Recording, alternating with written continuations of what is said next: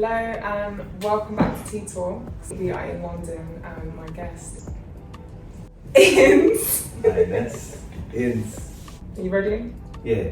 Alright. Yeah. Alright. Nice. What tea are you having?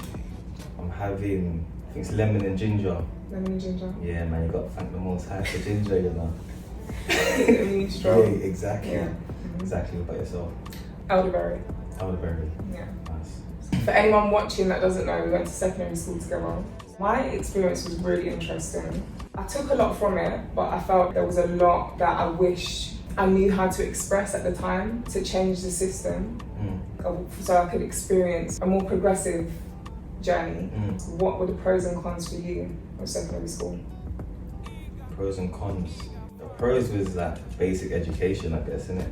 Like interpret information, social aspect, meeting people like yourselves, people different. Like our secondary school was in an interesting place. It was. Yeah. The location. The location, yeah. You got to experience like the rougher parts of it, and then but we also got like people from wealthier backgrounds. Do you know what I mean? Middle class even in there. So it was good, man. It kind of opened my mind in that sense. But then the cons, boy, like, I mean, to be honest, I wouldn't even blame the school. It's not the school, but I mean just school in general. Teaching methods, I guess, nurturing people's abilities and talents isn't really advocated much. It's more about kind of just general curriculum. Yeah, it is. Yeah, that I would say is a con. Literally, pun intended. That's a con for real, isn't it? Cons are not particularly for me, but I think for some people, things you learn from other people in school. Because remember, you're going to school and there's like different people coming from different backgrounds, different households, you know, different like upbringings.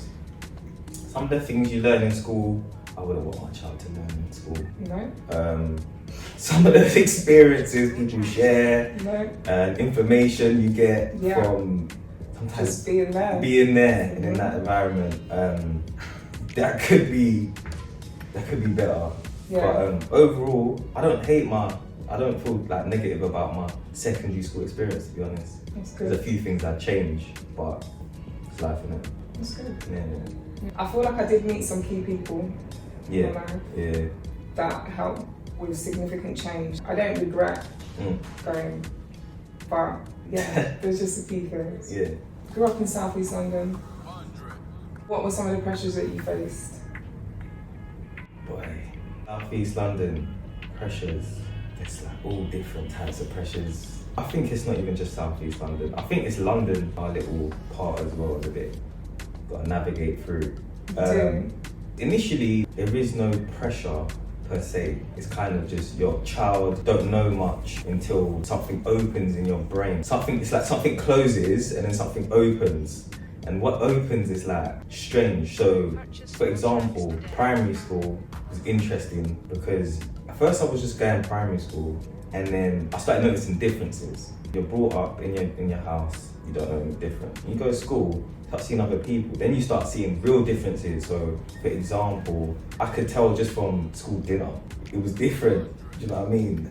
I go to school, lining up for school dinners. And back then, you didn't want school dinners. Elizabeth over there, she's got packed lunch. And she's got, it's real though, she's got like the dairy Lunchables and that. Yeah. Do you know what I mean? Pressure. Because it's like, cool. And then even like summer holidays, you get conversations that they're telling you, oh, I went to so-and-so, like proper holiday. And you're sitting there thinking, well, I don't even know, you ain't been anywhere. You know what I mean? At the time, I hadn't been anywhere, do you know what I mean? So little differences like that. They weren't pressure, but I was now made aware. Pressure comes when it's like, remember, I'm African, come from African heritage. So when the teacher's assistant comes in, oh my day, teacher assistant comes in. Why you gotta read the whole name? Yeah. Just say my name. It created a scene. It created a scene. I'm like, miss, why you gotta make a scene? Yeah. You know, I'm just sitting there. You know, in primary school, you've got the carpets, your folded legs and that. Yeah. Trying to be good. I'm trying, you know what I mean? So boom, and everyone knows when it gets to him, it's a madness. Do you know what I mean? Everyone's dead silent. She reads out the name wrong. So then now I'm feeling pressure. Yeah. So after this setting, I'm gonna pick on someone now, and Right. it comes out. I never knew it at the time, but do you know what the positive thing about that is? It helped me be creative because I'm not gonna be the guy that you just laugh at. So I have to be someone now. Do you know what I mean? Make the name something. Make the name. So Yeah. now I'm someone. Yeah. So, but that was a pressure, early pressures, Southeast London, primary school. But I guess a lot of people can relate to that one.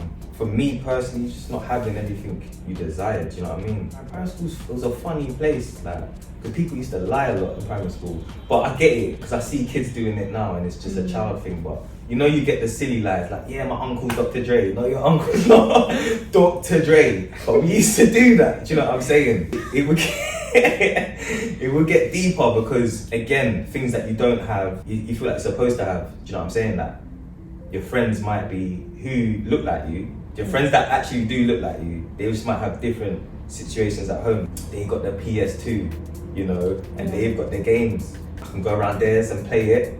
They're like, "Raw, let me come round yours, isn't it?" I'm like, yeah. Putting it off, do you know what I'm saying? Until my cousin comes with his PS2 and I'm like, yeah, you man, come over, like, let's bang out, you know what I mean? SmackDown versus Raw or something. But that's real, like that was real, but I was aware of it at the time. But at the same time, you know, I wasn't a sad child. I wasn't like, I'm not gonna say that. I just wasn't a sad child. Like I had energy, I had laughs, I had jokes. And I was quite a happy child, man. I was quite happy, unless obviously I got in a lot of trouble in primary school. Did you? Yeah, I got in a lot of trouble. I was intelligent very early, in school. So I'm looking back now, when I get the work done, I just start messing around. Because I learned early that if you get the work done, I started working brain.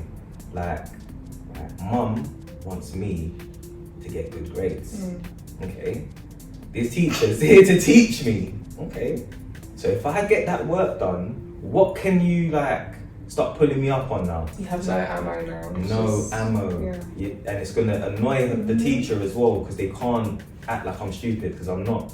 I got into a lot of trouble. I remember I'll just distract people. I was very curious.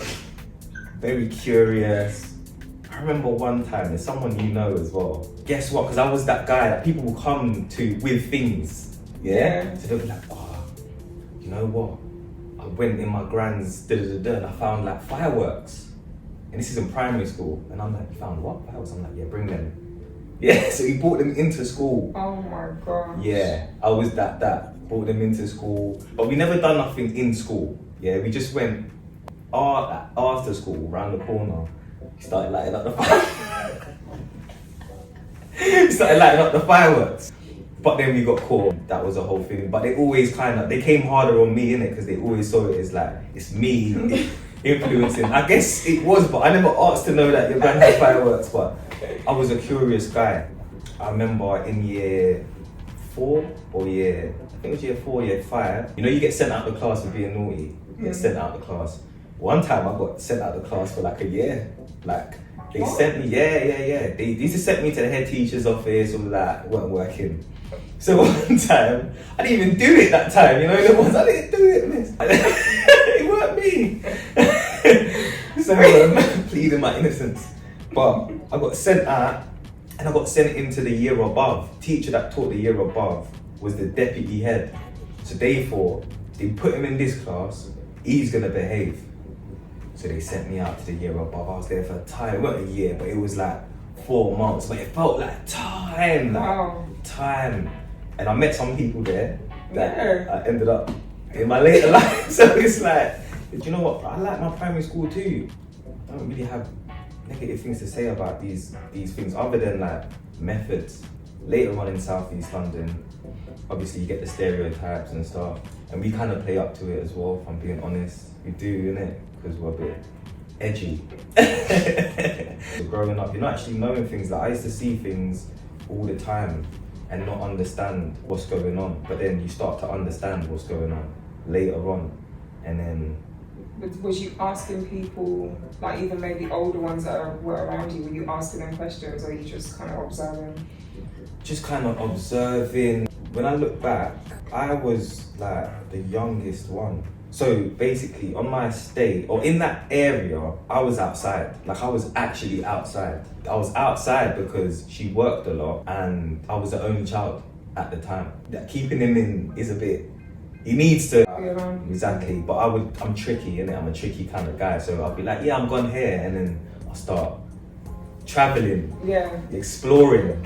I think that's a better word for it, exploring. So I was exploring my surroundings. And then I started noticing things. Like I remember a very early, you got me talking, innit? Yeah. Yeah. I mean, they're gonna make a tea.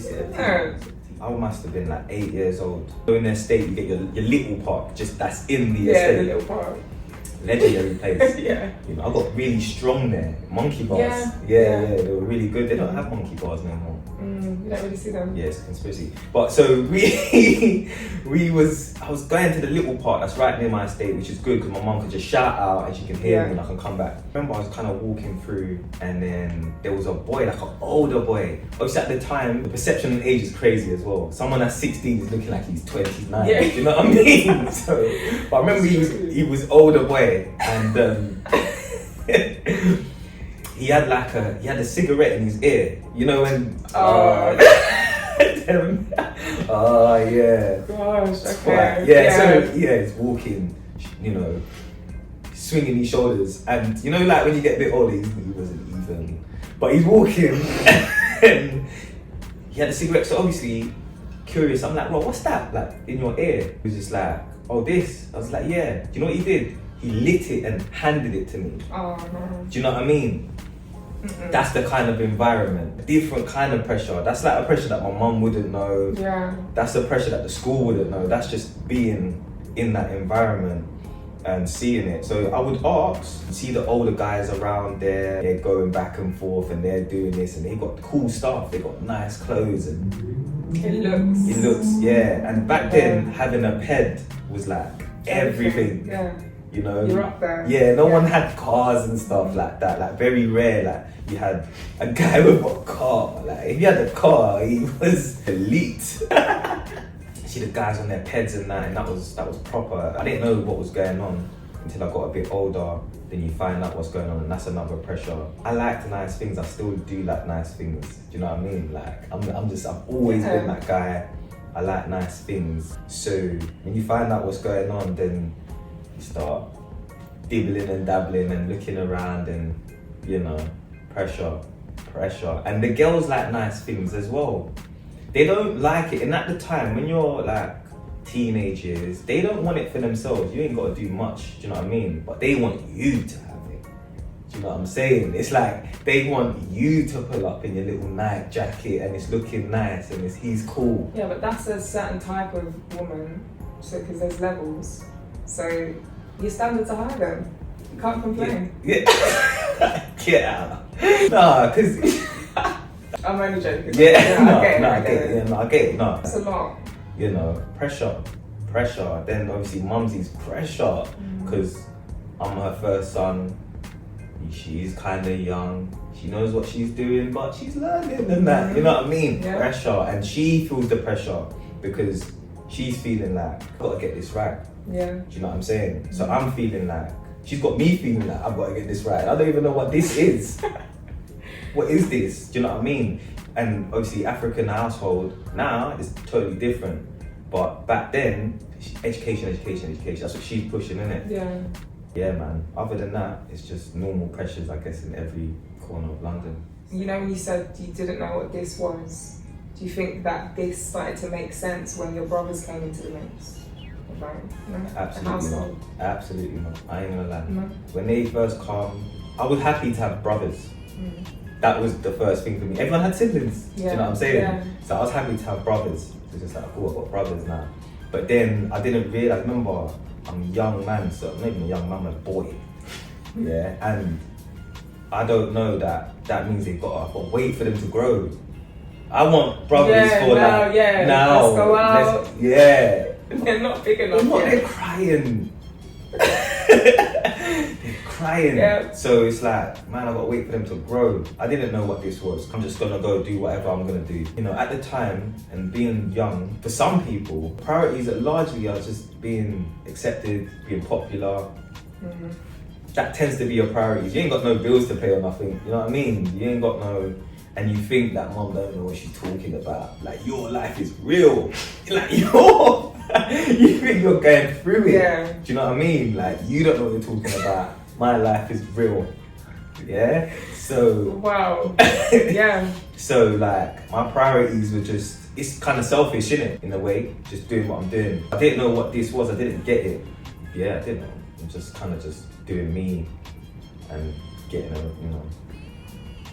Being seen, being heard. That's what mattered to in me. your own Yeah, ways. in my own way. Yeah. Going through all of that, because you did have pressures and coming from different angles that people that love you and care for you and that would try and give you wise words can't comprehend. How did you navigate and keep yourself like out of trouble? It's crazy because my mom raised me like church. I was a church boy, for real. Like proper church boy. Not a lot of people would have known that unless you know me, but I was like a church boy. So I think she set a foundation where I had like a moral compass. From young, I don't know where I get this from. I was always my own person. So like, I wasn't that guy. Even as a young person, Literally. in the ends, whatever, I wasn't the person you could send to the shop. For what? Yeah. Yeah, like Need a drink right now. yeah, I don't need a drink right now. I am having fun. Yeah. And I've always been that person. So I think that helped me navigate. Sending me to the shop. Yeah, because they did try it. They would try it on people, and it's just like okay, you know, yeah. So I wouldn't do that, and that helped me navigate. It's just like yeah, I'm me. You just have to put your foot down. Yeah, but you To an don't know. extent. You don't know you're doing it. Because I remember we used to have conversations like this about you're in your own lane. Yeah. I remember when you came to school one time, you had the little Avrex jacket, like different style. Yeah. It's just own lane. Yeah. Then you see the same print, Yeah. same Copy and paste. Yeah, copy and paste, but Yeah. boom, nothing. No one's got that. Yeah. That's always been my thing. That's still my thing. Getting like into like adult and stuff. I've had to kind of address that a little bit because it got crazy. In what way? No, it used to really bother me when people would copy me. Really bother me.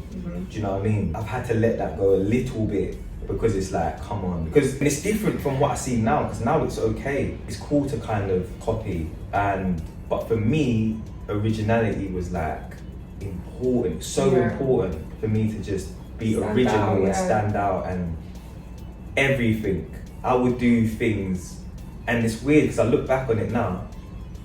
It's like, raw, like, what was wrong, like? But I didn't realize it. I would do strange things. I remember, like year 7, when we done that little. I've got everything. This is what makes me different as well, yeah. Yeah, I've got everything. When we done that little, remember that video, the music video on the phone? Yeah. Do you remember that? Yeah. And I had the academics tracksuit. I had an all-white academics tracksuit, and what do? I put a red hat on. Why you got a red hat? Yeah. With the academics, because I'm doing that. That's what I'm doing. Mm-hmm. I'm doing the red hat. Red is a strong color. Right. Yeah. Stand out. And that's been my thing. So it was all about standing up, being my own individual, and not just following. I think the church thing helped as well. But at the same time, I've got to be fair. I did get in trouble. Like I did do things. Do you know what I'm saying? But I guess I wanted to at the time because no one could make me do anything. Do you know what I'm saying? So. And also, you didn't have the templates to show you where not to go wrong and stuff. So you had to just kind of test the stuff out for yourself. Yeah, I had to test things out for myself and understand people for myself. But I think I just thank the Most High because I think He installed certain things in me. Like I'm very observant. I kind of know what people are, that their agendas are. Do you know what I'm saying? So He kind of installed certain things in me where it helps me navigate. And yeah, here we are, man. Do you know what I mean? Life after school. It's been, what about 14, 15 years? What have you been doing? I've been kind of just living the foundations that were set. I think that's the best way to put it. I continued education, got a degree. Is that? Yeah. It's a weird thing again. After school, like during school with the school exams and stuff, like I never took it seriously ever. It was kind of like I've missed the exams and stuff and still got decent grades. Because it was just something I was good at. I did that for my mum. In terms of the degree, I did it for my mum because I didn't want to do it. I didn't want, it's not for me. I was bored at school in terms of like education. I liked the social stuff. I liked all of that. And the degree it was even worse because I knew so much more. And I don't feel like I learned much after school in that system. It was more, if I was learning stuff, it was off my own back. But I managed to get a degree, did it for mum, so mum, you get me? Happy with that. Yeah, she's telling everyone. Yeah, she's telling, listen, it was crazy. She had a picture up, everything and everybody. Yeah, it was too crazy. So in between that, because I nearly got kicked off the course because my attendance was like 23%. 23? Yeah, so it's not, I wasn't supposed to, they were supposed to kick me off. But, I have a way in it. Was you ever really there? Never there. I was never there. Barely ever there. But lecturers took to me, and this happened from school as well. The same thing happened. So they just wanted to see you through. They just calling my personal phone.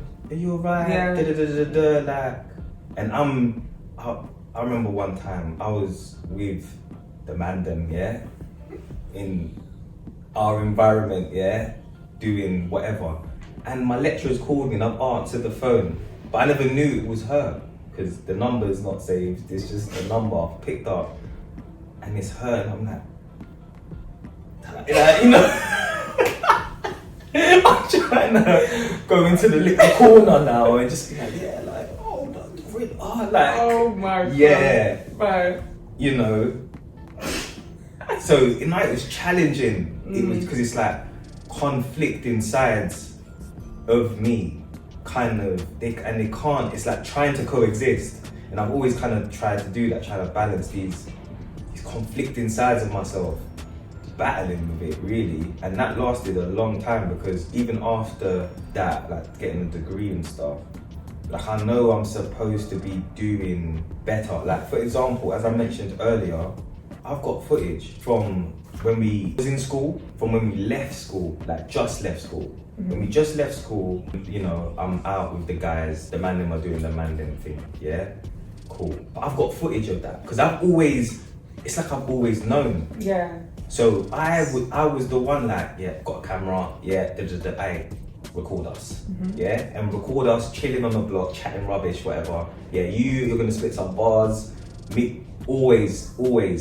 At the time, not everyone was there yet, because everyone is going through their own thing, and it's the pressure, innit? It's weird in the end, because it's like being constructive outside of what's going on is seen a bit like you're a bit alienated, innit? It's a bit weird. It's like, no, I'm not getting on camera. You're different. Why am I getting on camera for? Like, I'm doing this and doing that. Do you know what I mean? But now everyone wants to be on camera. So it's like, but I've got the footage. So I've always had that part of me, and I've got it. I could make a documentary if I wanted to, like crazy things that no one's seen before. People forget they've said it. People forget they were doing it. But sometimes me watching myself, it's like, oh my god. Yeah, it's just versions that you have to let show. Yeah. But it's funny. It is funny, hilarious. So I've got that really just outside doing whatever a lot of the time, getting this degree as well, trying to balance both. Once I've done that, other life things happened, like so much life stuff has happened just with family and friends and losses and like wins, I guess, in a certain way. A few times I've been kind of pushed towards music, do your music, but I always kind of got it's weird because I've always had my own mind, but I think a part of me has always wanted to take everyone with me. Yeah. Do you know what I'm saying? That's hard. Yeah. You have to let go of that because it's not everyone is meant to. Yeah. Change what I'm doing for other people. Even like, and I noticed this character trait in primary school, because in primary school I was a big personality. Like, man, if you think I was a personality in secondary school, that's after it toned down. No, I'm being serious. In primary school I was a big personality, but I noticed that it make some people kind of it made me be like kind of unapproachable for some people. Some people think, oh, it's a bit too much. What, like they're intimidating? I don't know what it is. I don't know what they feel. But they might be, I don't know. But it's just unapproachable for me. You know what, he's a bit too much, don't know. And I noticed that because I'm quite observant, so I thought, you know what, I can't continue like this. From a young age, like I've got to just tone it down. But I wish I didn't do that. It happens, innit? But I've got to just tone it down so people, and then I can kind of you can fit in more yeah. and show you something else. Do you know what I'm saying? Because people from primary school, they know. I would tell them things from young though, like, don't think this is this, it is this. No. I'm telling you. And they'll like, 7 years later, they'll be like, you said like, this. you said this. Yeah. Do you know what I mean? So that's what happened later on in life, I guess, as well, because I always knew what we was doing. I'm not gonna lie, it was, at the time, it felt fun to a certain extent. And people celebrate certain things and you feel good, and I like nice things, so I've got nice things now, and it's just like, yeah, cool. The girls, yeah, nah. It's crazy. Crazy. I can imagine. So then it's like, yeah, cool. But in my mind, I know like, this is gonna happen. He grew up before YouTube, like we was around, we was outside, pedal bike and that, round the block. Because people don't know. People don't know shit. Like you got. I see what you're doing, but sometimes you gotta let them know. You gotta let them know because. Oh my gosh, yeah. Okay. Yeah, but we're gonna get into that. But yeah, it was that. But then that completely threw me. That took me somewhere else. That actually took me somewhere else. But talk us through your music journey. Like, where does it begin? What kind of music did you hear growing up, and when did you get into your own flow? This is a good alley-oop, and it's gonna bring me down to what I was just saying. Yeah. All right, cool. So, music. Earliest memories was like, we used to have the VCR system. Remember, you have like, we used to have like CD bit at the top, the radio bit, yeah, the cassette bit, like it was like a whole system. Yeah. That's real. And that was a high-end one, because if you had them all in one. Yeah, that was a high-end one, yeah. Shout out. Remember Bright House and them? You got Bright House, yeah? Ages Klarna. It is, isn't it? Literally. Crazy how it happens, isn't it? But that's what it was. So, I remember on top of the VCR, there was a few CDs. And me being a curious person, like from young, I'm talking early primary school, 7, whatever. I'd go up, we used to have cassettes in it, like, and I'll put in cassettes and just play them and just hear what's on them. Play them, I'll go through, we had loads. And they were never in cases, like some of them were not in their case, because their cases were weird as well, the cassette cases. Play them, see what's going on, play them. And I remember I come across a few CDs, right?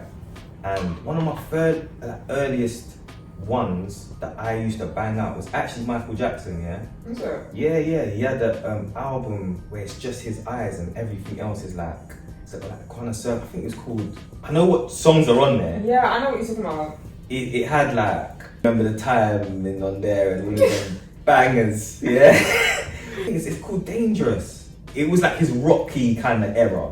Had that, played that over and over again. Like, even now, when I'm driving and I'll just run that. Because it just puts me in a nice place and there's bangers. And it puts me in like a timeless music kind of mode, do you know what I mean? The classics, the Tina Turner, you know, when mum's Mum's doing the mum thing. Tina Turner.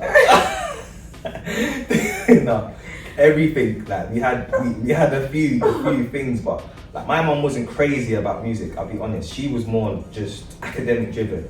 Yeah. So she was more into that. So those are like my first early memories of having it in my environment. And when I started going outside, oh, you're gonna laugh. I remember, alright, so I used to go to the little park outside, yeah, on the block. One day, I'm in the house, I'm thinking, yeah, Mum, can I play out? Because that's what we used to do, we used to play out. You know what I'm saying? You know, you gotta let them know. Yeah. Like, we used to play out, can I play out? God, so I'm getting ready to play out. She must start hearing a racket down the road. Someone's mashing up the drum kit. Yeah. It's going crazy. Lloyd. It's Lloyd. It's racket. And I'm thinking, what is that? And it's interesting because in primary school, I got a taste of it because the music in primary school was just saying, innit? The music in secondary school was dry. But the music in primary school was actually alright. So I got like to learn a few things in terms of like instruments. Yeah, even if you're shaking the thing, it was more than what we was doing in in secondary. Yeah, way more. Way more. Like I'm talking about, I played loads of instruments, you know. Yeah. The xylophone. They make you move around in the Move circle. around, yeah. They have people come in and teach you things, yeah. It was better. Yeah, way better. So I like the instrument aspect of music. So when I'm hearing the racket, I'm thinking, what's that? But I'm like, I was coming from that place across the road. But I'm not telling my mum I'm going there because I have to cross the road. I have to, like, these are big deals, isn't it? And it's a hill. Yeah, it's not a joke. hill. It's and busy. I'm a young boy in primary school, and I'm going to cross the road by myself. Yeah. Do you know what I mean? Yeah. So I'm like, Mom, I'm going to the park, and she's thinking I'm going to the park downstairs. But I've crossed the road. Oh my gosh. And now I'm on the other side, and I'm seeing people. Yeah. You know what I mean? Seeing more people. Right. Even New more faces. people, but they're from the other estates and stuff, riding their bikes and that.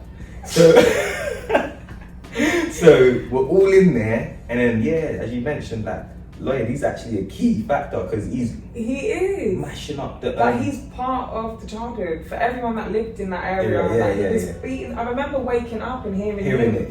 Yeah, beating off. Yeah. And for people that don't understand, he's beating it off in broad day. Like this is like. It could be 10 in the morning, 9 in the morning. You're hearing this. Imagine like the top of the hill. This is a whole area as well, yeah? So there's multiple estates. The top of the hill, he's beating it off, yeah? The drum kit, yeah? And you're hearing it at the train station, down the hill. Down the bottom, yeah. The whole street can hear this. It's like carnival. Yeah. Like he's the lead. Yeah. He's starting it. Setting it and up. then, because everyone would get up, start chopping the onions, they got the, they open the windows, all the children are playing. Yeah. Like he would start it up. 100%. Chopping the onions. That's what you just start smelling food, everyone's cooking, like it was nice. And it was a nice community feel, to be honest. So then that kind of drew me to Adventure Playground. So big up Adventure, big up Patrick, innit? Patrick. And David. Yeah. David. Yeah. Yeah, interesting. Yeah, big up them because that's kind of, so I like started going to the Adventure Playground, seeing other kids, again from the other estates around that area, socializing. Major factor that changed it in that scenario was obviously there was youth clubs as well. There was a youth club on my road. There was a youth club on the other side as well. Yeah. But they had good trips and stuff. Proper trips. Like it was really good. Yeah, and I learned Summers some stuff I was excited. Yeah. It was good. And a serious time. Like the changing factor for me was Big Jim. Oh, Big Jim, yeah. DJ Big Jim. Yeah, I just remember him with his little KA. Yeah? Yeah. Big Jim. Big him up, because what changed is that obviously you'd hear the drum kit, but then one time I come and he walks in and it's like a back room and he just puts the decks down. Vinyl, decks, DJ, yeah? And I'm hearing grime coming out of this thing. And it's like, what is going on? Big Jim. So yeah, I'm hearing this grind now, and like the older guys, and that's what I mean by I was like probably the youngest guy amongst these older guys, because I was really trying to be involved. Like they knew who I was, I knew who there was. I used to get beaten up and stuff, like not really beaten up, but playfully beaten up, like, and I was mouthy, and so we had a relationship. So they, you know what I mean? That's what it is at the end of the day. You know you're going out. You know today you're gonna cause trouble. They're gonna chase you for a bit if they've got the energy. If girls are around, they start acting different. But the girls like you more anyway because you're younger. Do you know what I'm saying? Like, you know how it goes. Okay. That's our relationship. So older guys are there and they're just like, basically they're spitting the MCing to the grind. And I think that's when it hit me like, hold on. What is this? I like this, you know what I mean? It's music. I think I can do this. So I'd go back, and this is early, this is like late primary school, and I'd go back and just start, you know, writing stuff. Prior to that, I was already exposed to like So Solid and stuff like that. Oh my gosh, So Solid. Big. Wow. Big. That was my first album that I had, that I owned, because I used to steal the record, you know what I mean, from the VCR. I remember, like, I don't know, it was Christmas or birthday, I wanted a 2-pack CD. Remember back then, yeah? We used to have like posters on the wall. They don't know. Do you know what I mean? That's the name of the So Solid album as well. But they don't know. But we used to have posters on the wall. Yeah. And I had like a 2-pack. I love 2-pack for some reason. Because I think it's due for love. You know, it's like cartoons, that the videos. I like that. Just thought it was sick, man. Do you know what I mean? So I had his poster. So I was like, I want an album. I want a 2-pack album. So she's gone. Do you know what I'm saying? Bless her. You know what I mean? African lady and like gone to the market, yeah, 2-pack. And then the girl's gone, 2-pack's cool, but this is the new one. This is the new thing. And my mom's gone, I don't know, he did say 2-pack. Like, nah, but this is the new thing. I don't know if them So Solid youths were paying her or whatever. But you got that. I got the So Solid one. And I wasn't mad. I put it on, I'm hearing vibes, vibrations, It was different. London, do you know what I mean? Yeah. It was London, so I was kind of already exposed to that. You know, we used to go into school and be like, oh yeah, I'm Mega Man. No, you're not Mega Man, I'm Mega Man. No, I'm Romeo. No, you're not Romeo. You know what I'm saying? I'm Dr. Dre. What's that got to do with it? So yeah, we used to like mimic and imitate and spit their lyrics. Do you know what I mean? So by the time it gets to like late primary school and the grind thing's happening and Big Jim's playing and these guys are spitting, I'm familiar with it, but I haven't done it for myself. So I've gone home. I remember I started writing lyrics, and at the time I'm chatting rubbish. Shame I'm chatting rubbish. So you weren't expressing like anything? Really, just writing whatever. I was chatting rubbish. Essentially, no, because I don't have nothing to. What am I going to talk about? Oh, wet Maxine. Like, I don't. Do you know what I'm saying? Maxine, Maxine was a big deal. Yeah, Maxine. Spent hours. It's a serious thing, but at a young age, I feel like your mind isn't open to music. It's a weird thing. Like you can sing the songs. You can spit the lyrics, but you don't know what they're talking about. Do you know what I mean? Don't you ever hear a old song now and be like, oh my god, is that what they're talking about? Yeah. How was I singing that at that age? A bit twisted. Yeah. You know, even like year 8, I feel like a flood of R&B came in that was just very different. Yeah. I'm like, why did it was hyper. And I'm like, it's a lot. Yeah. Like for little ears and stuff, it was just. But we didn't know what they were talking about. No, I know, but it's like. But you like the melody. Yeah, it's like catchy. Yeah, but it's a lot. Listen back. Like, oh my gosh, but it was. D500 is going crazy. Anyway, in terms of writing, I didn't know what I was saying. I was basically picking different ideas from people, things that I've heard, and putting it together. Do you know what I'm saying? So, like, I think one of my first lyrics was like, I'm the lyrical G on the R1. I didn't know what an R1 was. I didn't even know what a lyrical G was. Okay. But that was the first line to my lyric. I'm not gonna say the second line, but that was the first line to my lyric, yeah? Obviously now I know what R1 is, a big bike. Big motorbike, yeah? So, at 11 years old, 10 years old, I don't have an R1, I can't ride a motorbike, but it's like concepts I've heard before. And what are you being fed? Yeah, and I'm just learning how to rhyme. Mm-hmm. See, that's the thing, like I was learning how to like put rhymes together Yeah. rather than express myself. Do you know what I'm saying? I think I learned how to like make music in stages, and I think that was it. I was learning how to rhyme first rather than express myself. So once I learned how to rhyme and structure, I'd go and kind of express it. Like, cause I'll go to the venture one day, the big boys are doing what the big boys are doing. I'm just like, yeah, again, doing, because no one my age was trying to do that. I'm like, give me the mic. These are looking at me like, they're looking at each other first and be like, one of them is just like, give it to me, you know what I'm saying? Let's see. Gave me the mic, I'm the Liverpool G on Right. the R1. Okay. Everyone's going crazy. Okay. It's the confidence. Confidence, everyone's going crazy, they know I'm chatting rubbish.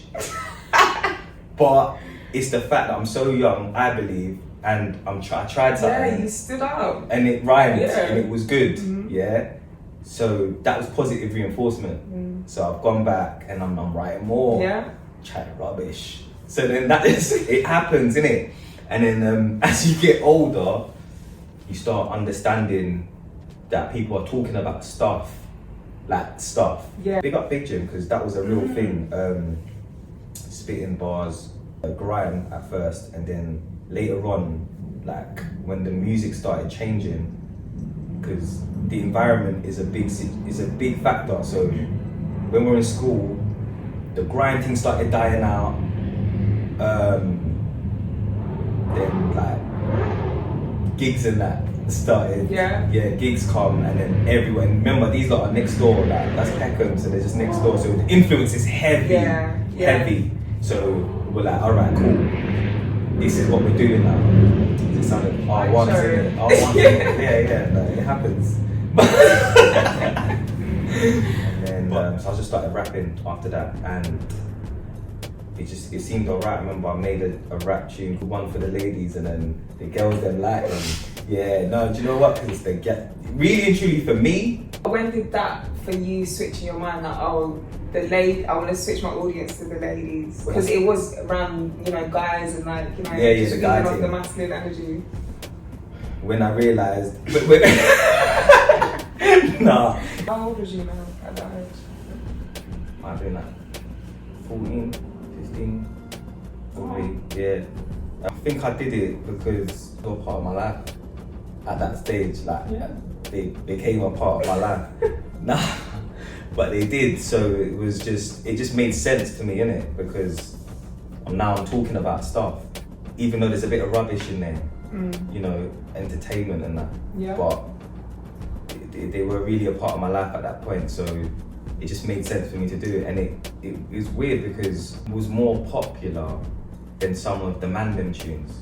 And that's when I realised, hold on, yeah, there's a girl thing. And I made one before that was a girl thing actually. And I didn't like it because, all right, Tiny Temper Wifey, yeah, that happens. Yeah. Grime. So I'd done one like that, a grime one, and I thought, this is too soft, this is not me. Do you know what I'm saying? Okay, yeah. It's not me. Right. I'm not like that kind of thing. And the kind of audience you initially wanted to hold was more masculine, so, and they tend to steer away from that. Stay away from that. And I just don't think, I just don't think it's me, even how I interact with women, it's not like that. Do you know what I'm saying? I'm a bit more edgy. I like that word, a bit more edgy. So I thought, nah, that's not me. I'm not the guy that's gonna, I'm not, no. So rap stuff, one for ladies on the rap beat, it was on that, the Monica tune, So Gone. It was on that beat. So, and at the same time, it's all happening at the same time. One of my friends, he was really into music as well, and he mixed, shout out to A-Dot, he mixed and like music, he engineered, and I'm watching him engineer, and I'm learning how to engineer now as well. So, what software was you using? Back then, what was you using back then? Early days, it was like Mixcraft, which was like, if you know, you know. And then it was like Adobe Audition. And just to go back actually, one of the youth clubs that the one, our Brighton one, that's where I learned like Fruity Loops, because I saw it for the first time. Yeah, I saw some older guy making some beats, sounding terrible, but he was making something. Yeah, so I sat next to him. Yeah. So I mean, yeah, that was rubbish as well. But now I'm aware, like, okay, it's called Fruity Loops. You know what I mean? Yeah. And I'm just it's like collecting information as I go along. And that's what they're making the top records with anyway. Yeah, so yeah, that's what they do now. Because they weren't respected back then, I'll be honest. Before but Fruity Loops, if you knew, you knew. It was in there, Yeah. It was like that. So by the time I get a bit older and I've got my computer and whatever, I know what I'm doing. And that's how I was able to create music so much, and I was able to just distribute it out so quick because I could just do it myself. Like I could be in my room, and just do the whole thing, go through the whole process. I just collected information. So yeah, one for the ladies, I've just done it on that. The girls liked it. I thought, yeah, cool. I still didn't do bare girl tunes. I still kind of stuck to my thing, which I felt more comfortable in. But even though you was doing songs for more like audience, when did you? Because I've always felt that you've got really good flow, and you've got like the one-liners that always like make me laugh. So that's natural. But when did you know that you could rap? When did you know that was like a thing? It's not someone just telling you because you know what I mean? When did I know I could rap? Early secondary school, because I think it's just a growing up process. I think like, for example, in primary school, I was playing football. By secondary school, you go in there, you see footballers, ballers, and you go, no, this ain't for me. Do you know what I mean? Because you're seeing the levels. Right. Primary school is so concentrated, whereas secondary school, you're getting people from different pockets of South London. Do you know what I mean? Like, we're in South East London, we're from South East London, right? But you're getting people from South West London now, and you're getting different parts of South East London all in this one place, and you're seeing the levels and you're going, all right, football's not for me. Who am I now? Do you know what I mean? Oh, this is something else I used to do. Do you know what I'm saying? Spit bars. So I start spitting. But then the reaction now, I'm seeing that actually out of the people that rap or spit lyrics or whatever, I'm up there. Yeah. So it's like, okay, yeah, this is me. And that's kind of when I kind of knew that I could do it. But then going from grime to rap wasn't too hard, but it's still a process. And I don't think, honestly, see when I'm releasing all that music, it's local anyway, because it's not like YouTube wasn't massive then, we're just Bluetooth. You know, the bus. Playing it and me, the back of the bus, and it was all of that, you know what I mean? So when I'm doing that, I still was learning.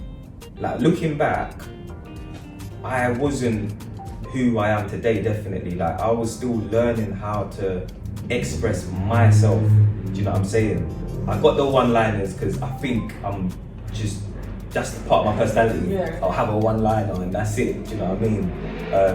And obviously I loved English in it as well. English in school, so that was easy for me to do. I understood things. I just could just spit. And then later on, I started actually learning myself. So like that kind of after school is when I started actually like going, okay, now I can talk about stuff that I want to talk about, stuff that's really happening. Because again, when you're in school, there's not much. Some people had a lot happening. If I did have stuff happening, there wasn't stuff that I was prepared to speak about. The stuff that I was prepared to speak about, which is ignorant stuff, unfortunately, came like at the end and after school. Do you know what I'm saying? So then I'm like, now I'm telling them what's really going on. And now I think I'm the big man, I'm telling them and I'm doing everything. And yes, this is a chain. This is what it looks like. You know what I mean? And I'm doing all of that. So that's when it happened. Like, after school really started getting to know myself better in music and just nurturing it. Alright, who are you listening to at the moment? Listening to UK or US? Any, just like who's on your playlist? I love music innit, so it depends on my mood. It depends what I'm doing. So for example, like on the way here, I'm knowing that I'm coming here. So I'm putting some house music. See, when I'm rolling and I'm going to somewhere, house music gets me a bit, you know. With a little bit of vocals or just little vocal. It could be whatever. Vocals, little whatever. I make my own playlist. Okay. So it's the rolling playlist, house music. I know what I'm expecting. One thing that I really tapped into as I've gotten older, like my background, I'm Congolese, so Congolese music, that's the one. Honestly, like, I love it. Do you know what I mean? It's weird because it's different from the music I make, evidently. It's different. It's very like romantic music, love-based music. Really enjoy that. Whoever knows, you know, that's what I'm listening to. In terms of like, how are you finding the artist? Is it just how am I finding? Yeah, you asking family or how are you? Oh no, I know that I'm like around it. Okay. So again, with age as well, I'm more tapped into my culture, so I'm more like in Congolese functions and that, doing up. Nice. You know, yeah, trust me.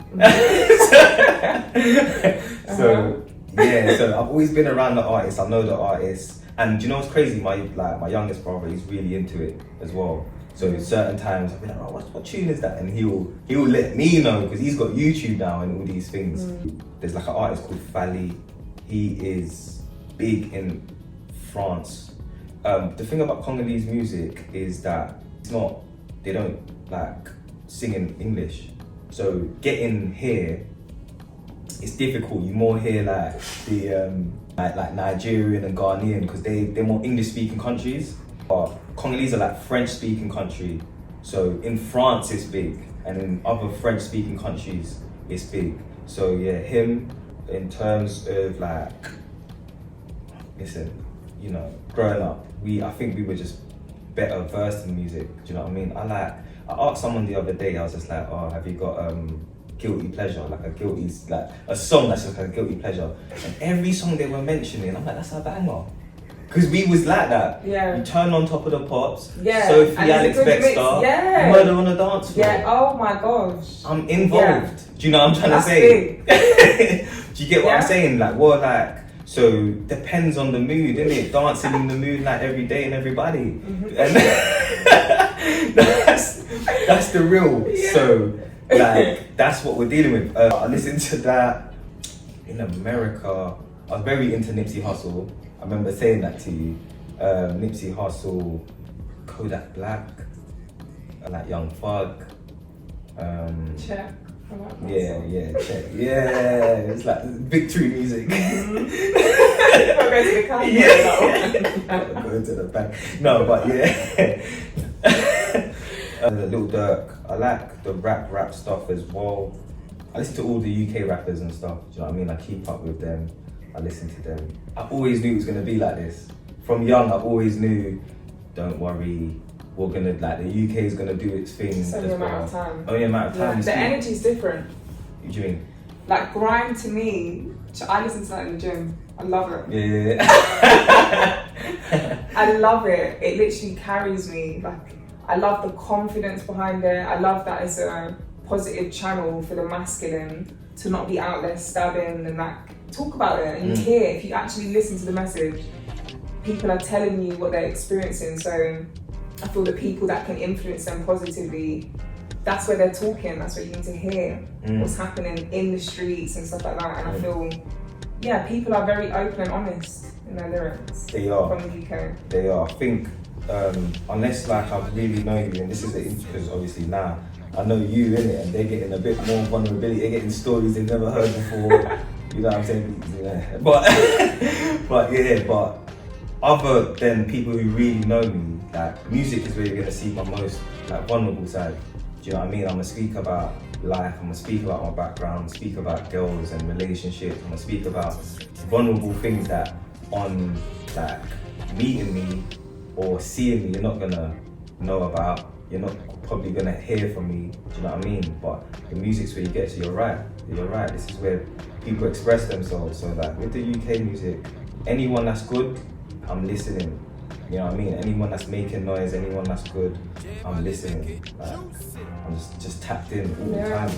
all the time. And you know, a funny one that I like is I love like Latin music. But I was saying to my friend the other day, I'm going to a reggaeton rave soon. Yeah, I'm on it. Yeah, but away from that, even like reggaeton, even away from that though, like Afro-Cuban music.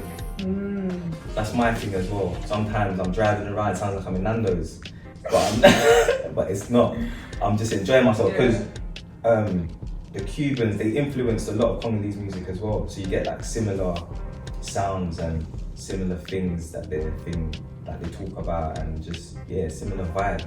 So I really like that as well. So. Who inspires you in life in general, and do you have any like strong role models you look to in life?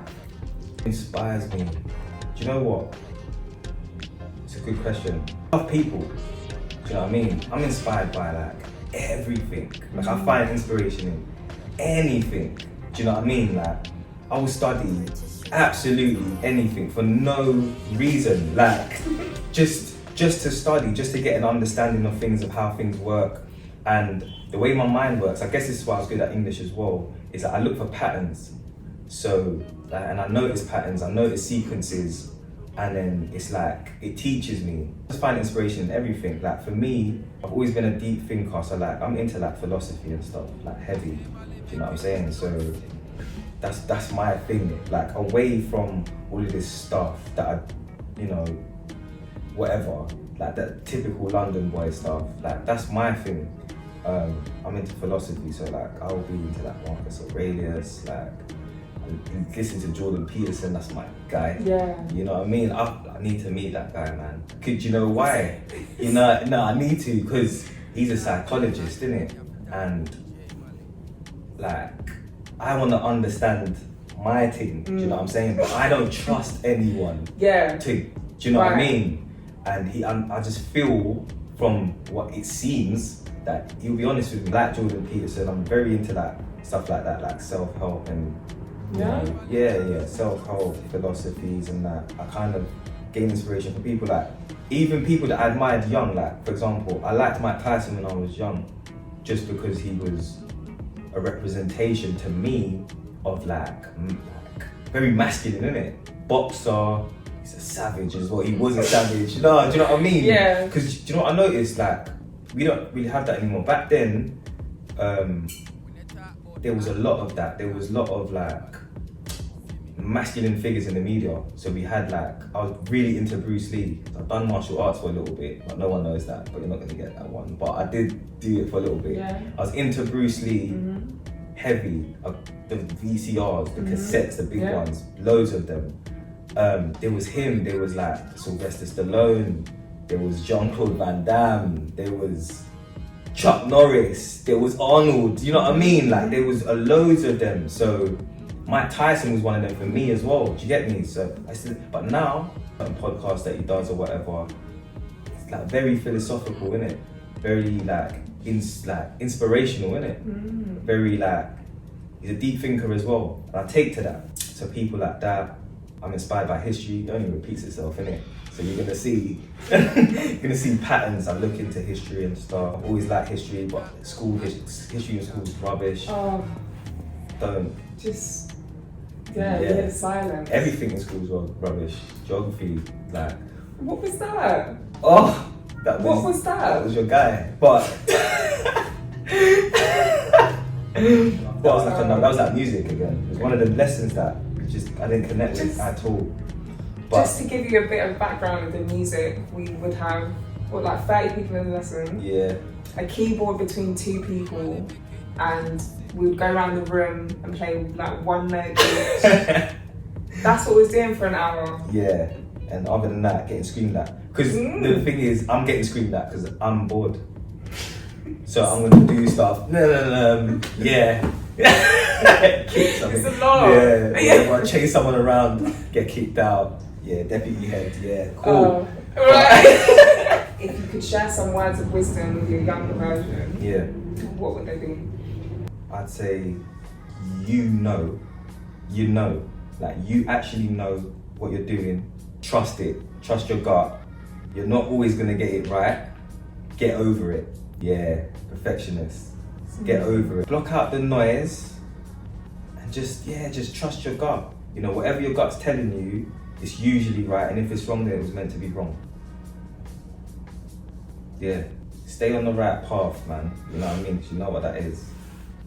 Yeah. Yeah. Is there anything you'd like to ask? First of all, I want to say well done.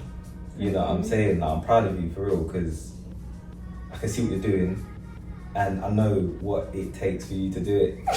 No, but for real, because you're not that different from me in a sense where you're from it, you're from the place. You get what I'm saying? You are from the place, and I know that it could have been difficult for you, it could have been challenging for you, because you know what we're like, we want to kind of be incognito, do you know what I'm trying to say, and just kind of just cut through. But you're actually putting yourself, and there's things coming from it. It's good to see the growth.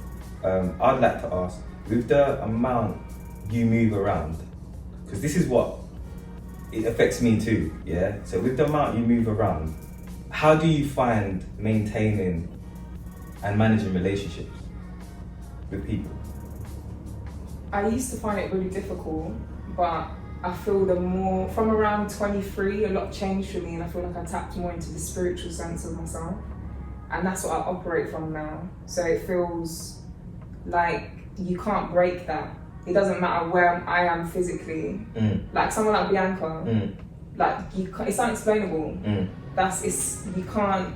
We come together and it feels like it was yesterday. It's like nothing. So it takes so much effort to be in contact and stuff like that. I feel like when you're supposed to, it's just effortless, and you can be anywhere in any time zone and you make it work. I've got tight friends, New Zealand, America, here. It's like we're all in different time zones, but you can't break that bond. It's beyond this. So the real relationships are effortless.